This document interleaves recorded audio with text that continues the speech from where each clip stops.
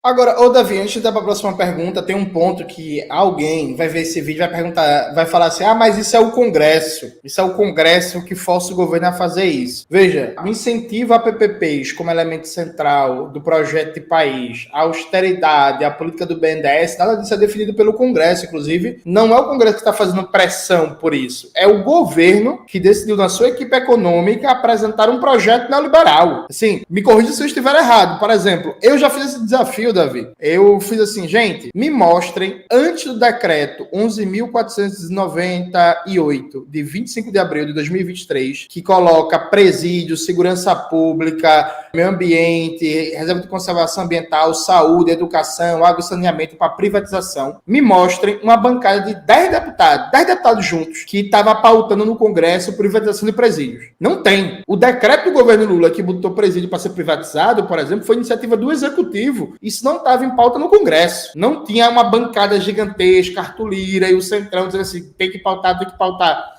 Então, assim, Davi, toda essa descrição que tu deu do projeto econômico, isso está emanando do Congresso ou isso está emanando do próprio governo? Bom, desde a época da equipe de transição, esse projeto está estruturado com as classes dominantes para retomar a ponte para o futuro. Por quê? A ponte para o futuro, com a pandemia, ela fica ameaçada, porque você tem uma mudança de chave na conjuntura internacional, na política econômica dos países centrais.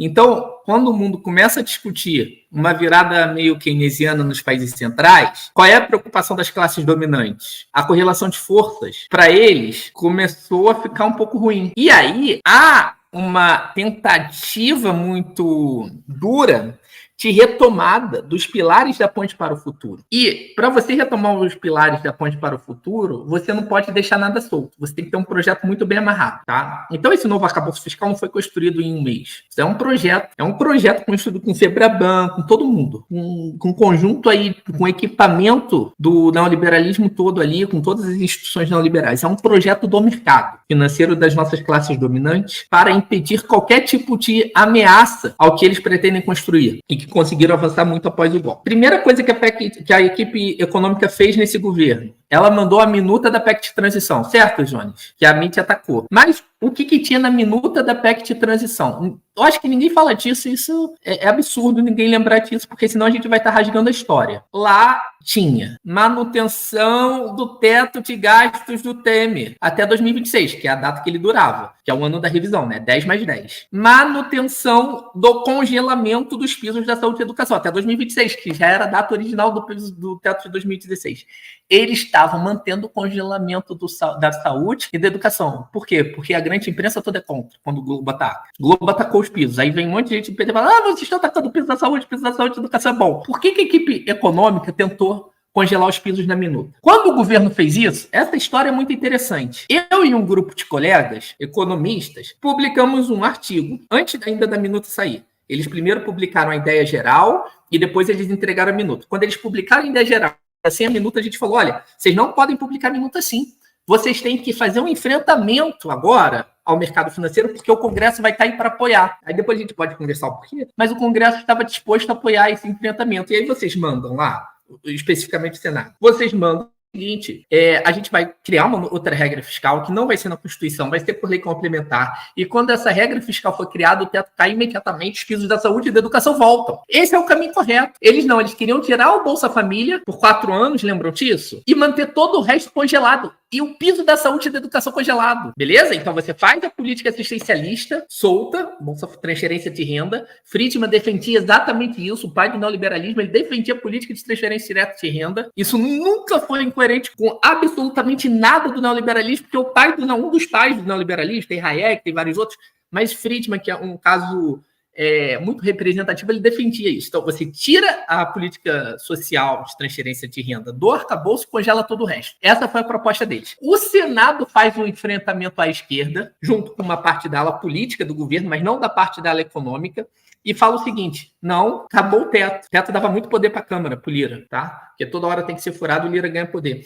Acabou o teto, vocês vão ter que mandar uma lei complementar até agosto de 2023, criando uma nova regra. Qualquer regra que vocês mandarem, ela acaba com o teto, veja só. Então, qualquer porcaria que mandasse acabava com o teto. Não foi...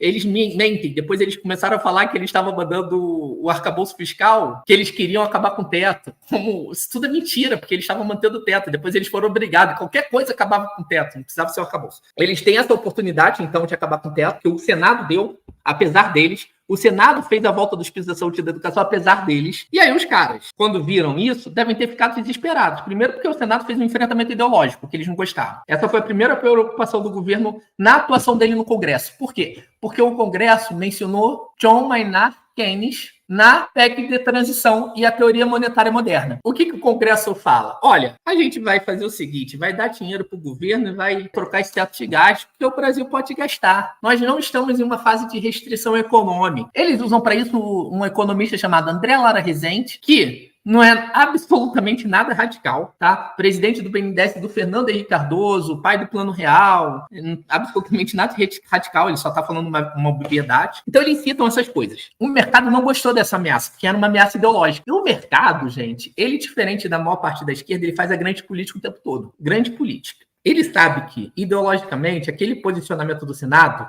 embora não tivesse implicações práticas concretas na matéria, cita Keynes, MMT, isso e aquilo, tem implicações ideológicas. Está falando para a sociedade o seguinte, porra, se a gente quiser estar mais com saúde, com educação, podemos. Estava escrito isso. Nós podemos ter mais investimento público. Por quê? Porque não tem nada de crise fiscal. E quando o Senado falou isso, o mercado atacou o Senado. Quem foi o cara que foi defender os interesses do mercado e falar para os senadores tirarem aquilo? Aquela posição, entre aspas, esquerdista, que Keynes agora virou um radical nessa conjuntura. Tirar a posição keynesiana do Senado. Ministro Fernando Haddad se incomodou. Perfeito? A equipe econômica da transição se incomodou com o Senado, porque o Senado tensionou a esquerda. Porra, e vem cá. Aí, olha só. Então, eles fizeram, inclusive, um enfrentamento ideológico à direita ao Senado Federal. O Senado Federal mudou isso daqui depois, Jones Haddad conseguiu, ele tirou. Mas ele não conseguiu tirar o congelamento dos pisos. E os pisos voltaram para 2023, apesar deles, porque eles não queriam.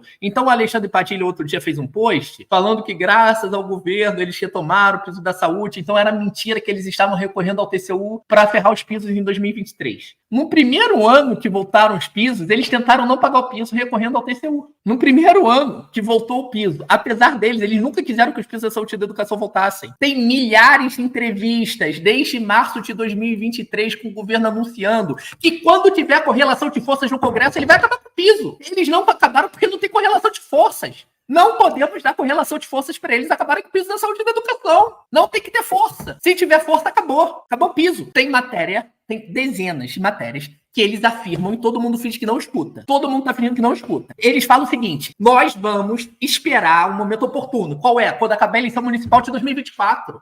Porque até lá não dá. Tem problema político. E a gente só vai conseguir fazer isso em 25. Eles falam isso pro mercado ficar calmo. Porra, então a gente vai esperar, a gente vai mentir até novembro de 2024. Acabou a eleição, segundo turno da eleição acabou, municipal, aí todo mundo vai ficar surpreso. Aí tem uma PEC aqui, acabando com o piso da saúde e da educação lá da Constituição de 88. Nossa, nunca imaginei. E agora, não vai dar tempo, o Lira pautou e aprovou urgência. E não deu tempo de resistir. Esse Congresso reacionário, viu? Isso é um jogo de carta marcada. E a gente está se fazendo de sonso. A gente está fingindo que não vê. Você não vai derrotar uma PEC do mercado financeiro, das classes dominantes, escravocratas, expoliativas, subordinadas ao imperialismo desse país, fazendo isso. Ou você acha que a gente vai derrotar a PEC do fim da saúde e da educação em novembro? Tem data marcada? Tem data marcada. Eles falam isso, que vai ser em 2024 para valer em 25, esperando chegar o dia que ela foi enviada para o Congresso, com um mês.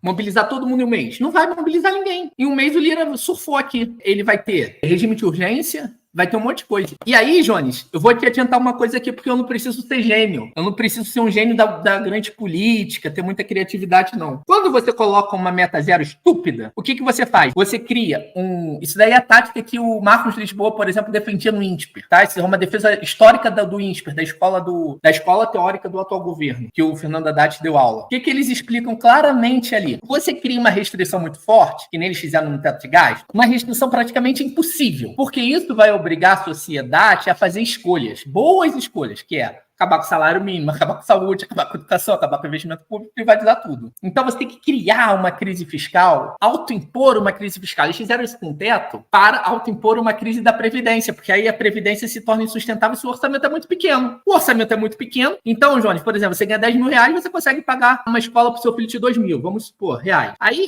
o seu patrão corta o seu orçamento para 5 mil. Aí essa escola não cabe mais no seu orçamento, então você vai ter que mudar o seu filho de escola para se adequar. É isso que eles fazem com o orçamento. Eles vão destruindo o orçamento para tornar as políticas insustentáveis. Essa é exatamente a lógica da meta zero e do teto de gastos. A meta zero ela não era necessária do ponto de vista macroeconômico, porque o mercado ele não exigiu meta zero. Nem foi uma exigência do mercado e nem do Congresso. Tá? Isso daí está em toda a imprensa, porque o mercado falava o seguinte: antes do Haddad botar o zero, a meta vai ser 0,507. O mercado estava chutando que o Haddad ia botar 0,507, porque isso que era o resultado esperado.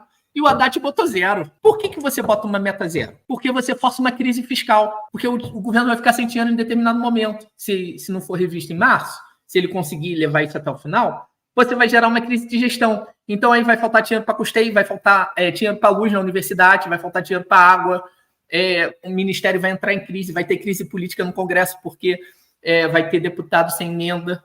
Então, aí você cria uma crise danada. Aí a imprensa vai aparecer com a solução. Vai falar assim, sabe por que tem essa crise, gente? Pô, o piso da saúde e da educação é muito alto no Brasil. A gente tem a solução aqui. A gente diminui um pouquinho e resolve isso tudo, acaba com essa crise agora. Aí eles vão falar mais, Johnny. Tem uma lógica aí que agora eles estão vendo um negócio que eu descobri em abril, só que o governo não viu, que tinha risco de criminalização da política fiscal e deles estarem cometendo ilegalidade na hora de buscar a meta zero. Eu denunciei isso no seu canal várias vezes, só que o governo percebeu só isso agora, os juristas lá e centenas de técnicos. E aí eles estão fazendo consultas ao TCU e ninguém sabe se vai cometer crime de responsabilidade ou não, eles estão na dúvida, mas mesmo assim eles vão apostar. Por quê? Porque aí eles vão chegar na seguinte situação no final do ano. Olha, tem uma crise fiscal e o TCU está tentando criminalizar a gente para dar golpe, os golpistas lavajatistas. A gente vai fazer um recuo tático, revendo os pisos da saúde e da educação, para salvar a democracia de um possível golpe do Lira. Então a gente precisa salvar a democracia. Aí o Jones Manuel vai chegar lá em novembro e vai falar o seguinte: porra, vocês estão de sacanagem, porque não precisava ter essa crise, não precisava ter a meta zero. Eles vão falar, lavajatista, golpista, tá se juntando com o mercado para dar um golpe no presidente Lula. É um recuo tático. O que é mais importante? A gente fazer um recuo agora, perde o piso, mas depois vai voltar, um dia volta, ou perder o governo, perder a democracia. É um golpe. É isso, tá? É isso. Eu não preciso ser um gênio. Por quê? Porque eles não têm correlação de forças hoje para pegar uma PEC e falar assim, gente, vou acabar com o piso aqui da saúde e da educação, da Constituição de 88, porque, porra, eu sou neoliberal pra cacete. Porra, não dá, velho. Não dá. Nenhuma bancada de esquerda vai votar nisso. Então, tem que fingir surpresa e escalando a crise, criando turbulência, criar uma conjuntura. Isso tudo tá planejado, tá? E aí você chega e fala, essa é a única solução. Jones golpista. Você não tá apoiando o golpe. Porra, pode anotar. E aí é bom falar isso 10 vezes, por quê? Porque em novembro eles vão mentir se a gente não falar 10 vezes. Tem que falar todo dia, até novembro.